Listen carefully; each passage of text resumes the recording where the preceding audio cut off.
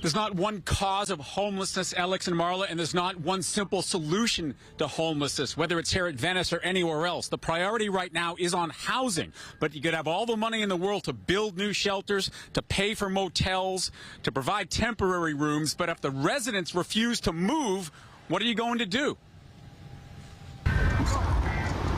Venice Beach, the stark contrast between the natural beauty of Southern California and the gritty reality of homeless encampments where people like Dave and Robert live. I'm out here because I want to be, not because I'm drug addicted. I am an addict, but I'm recovering. So I'm out here just because I want to be here. People have offered you shelter, but you prefer to stay here. Oh, yeah.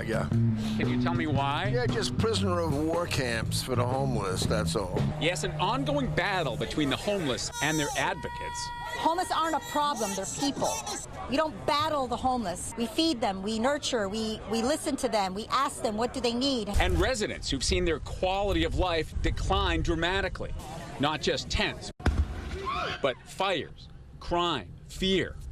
Mark Ryovic, one of so many, overwhelmed. The idea that these folks should continue to live outside in these subnormal conditions without proper housing, without proper medical care, without job training, without rehab, it's not in their best interest, and these folks are very misguided to be demanding that this remain the way it is. And through it all, politicians promise money and debate the best strategy for housing and services. Meantime, conditions at this world-famous destination just continue to worsen. Shocking to so many who see it for the first time, like Gary Winthorpe, a tourist from Philadelphia. I didn't realize how bad it was up and down. I've seen nothing like it. In Philly, it's bad, but here it's much worse. Lived here for years, Alex and Marla say these are the worst conditions they've ever seen, and they fault elected leaders, Mayor Garcetti, Councilman Mike Bonin, for lacking the political will to implement effective solutions despite plans, dedication, hard work, and compassion. Alex, Marla? Well, let's bring in Councilmember Mike Bonin to respond. He represents District 11, which includes Venice. Welcome, Councilmember. Thanks for being with us. Thanks for having me. Appreciate it. All right. There are people that live there. There are people that work there that say that they spend a lot of money in taxes and they feel unsafe and not listened to. They don't feel heard.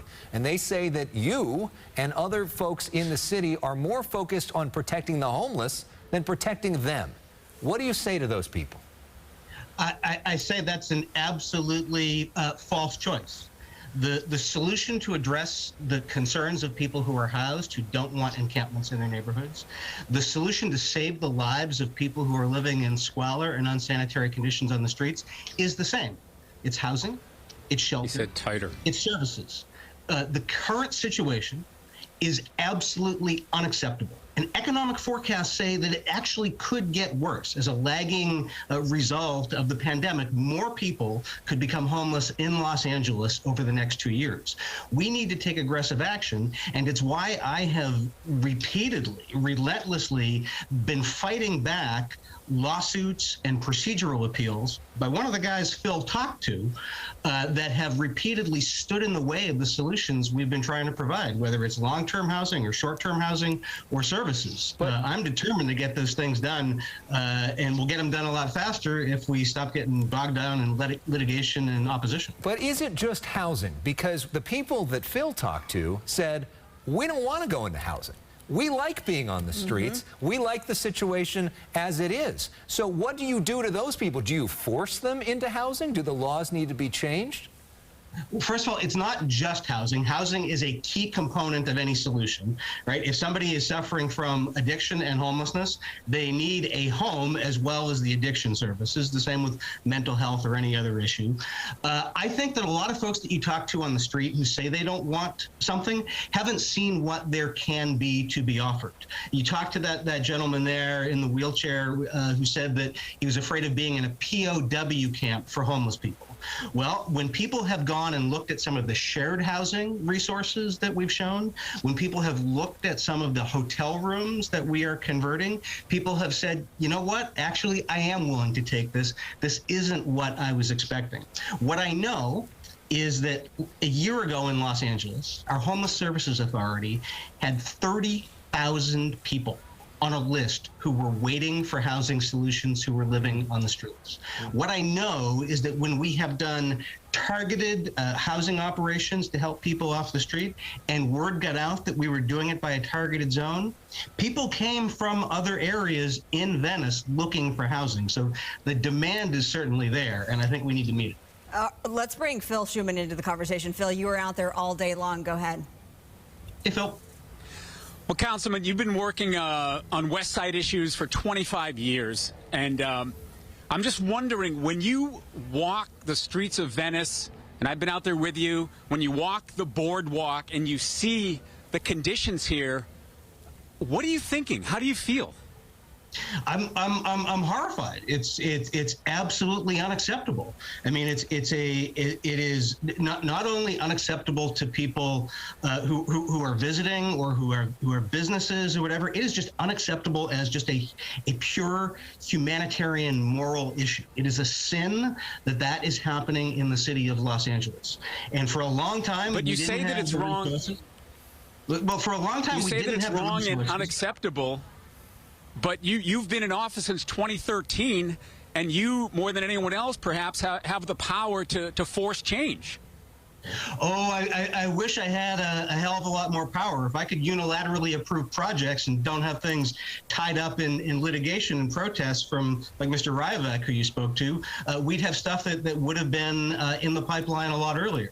If we had the resources that the governor and the mayor are offering in the next budget, where we can now purchase motels like I have been advocating for 4 years, or if we had the money 4 years ago when I first started calling for it, for shared housing where people share a home, we'd have a hell of a lot more progress. I've had plans out there for a long time. If we had the funding for it and people stopped roadblocking them, we'd get stuff done. We can't simultaneously have people saying, I cannot tolerate encampments, but then object to the alternatives. Well, you've gotten encampments are absolutely unacceptable. We need to put the alternatives in place. You've gotten a lot of objections to your proposal to turn some of those beach parking lots on the west side into essentially homeless shelters there. Can you understand the pushback that local residents who live there, and as Alex said, pay good money to live there? Absolutely. I can understand the pushback. I don't think that any of the locations that we're looking at are optimal, but we're looking at what we got. On the west side, because every part of the city needs to do its part, we are effectively stuck looking at government-owned properties in most cases. Community colleges have said no to us. We're doing a lot of stuff at the VA. We're looking at LAX. We're already building housing on most of the city lots. So we're looking at available state and county properties. I hope with the money that we're getting from the governor, if it is approved by the legislature, we won't need to do any of what I've proposed. I hope we'll be able to buy up a lot of hotels. I hope we'll be able to lease a lot of apartment buildings and get people off the street without it. But if the number one complaint I hear, and I'm sure that you've heard it as well, is about encampments in our neighborhoods, the most responsible thing we can do is any alternative possible. Short of the housing being available, that's tiny home villages, that's designated safe sleeping areas. I don't want to do that stuff, but if that's the alternative to having people living in sidewalks in unsafe encampments in front of people's homes, then let's do it. How soon can people there expect change? Well, we just opened up just a week and a half ago. We opened up a 44-room converted motel in Westchester. We are scheduled to be opening up a 33-room converted motel in Venice in the month of June. I am looking to put $1 million online for shared housing in Venice exclusively. That would be able to get 100 people off the streets. If the governor's money and the money in the city budget comes through, we're considering it Thursday, then we'll be able to partner with the county and hopefully move another couple hundred people off the street. Well, and you've talked about this a few times now, the governor's budget. He's proposing $12 billion for homelessness, which is way more than has ever been spent by the state. This past year was $1 billion. So what does that specifically look like? That goes through the next year in Los Angeles with $12 billion being spent on homelessness. What it looks like to me is we need to purchase things that we can have in perpetuity. We shouldn't be using the bulk of that. We should use some of it for emergency solutions, but we should be using the bulk of it for things that we are going to have in the long term.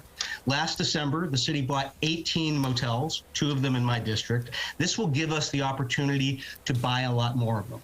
I have landlords, property owners in my district who have said, I'll do a 10 or 20-year lease with you for a bunch of units in our holdings. Let's do that. Then we've got something online where we're taking tomorrow's dollar and we're providing housing for a decade. And that's the kind of thing we need to be doing. Last question quickly to you, Phil. So, Councilman, you said you had about 40 units in Westchester and another 30 or so coming online in Venice. Not clear if those are going to be filled or how quickly, but do you have a reliable count of how many people are on the streets in Venice? We don't have a reliable count right now because the federal government waived the homeless census last year because of the pandemic. So, I would say it's more than 1,000, I would say, right? I would say it's easily more than 1,000. That's why I argue we should be getting a bigger share than other places of city and state and county resources, because we've got one of the biggest densely concentrated populations of unhoused people, and it's a public safety imperative for housed and unhoused alike to get them indoors. Well, Councilmember Mike Bonin, we appreciate you. This is a tough discussion that needs to be had. It is a crisis out there on the streets of Venice, so we appreciate your time tonight. Thank you. And Phil Schuman, always glad to have the discussion. Thanks for having me. Yeah, and please come back, because this is Yes. such a complicated thing. We could talk about this literally for an entire half hour and have a lot more to talk about. You got a weekend show? I'll come on and talk for an hour and a half. Okay. All right. Thank you, Councilman. And Phil. thank you, Phil.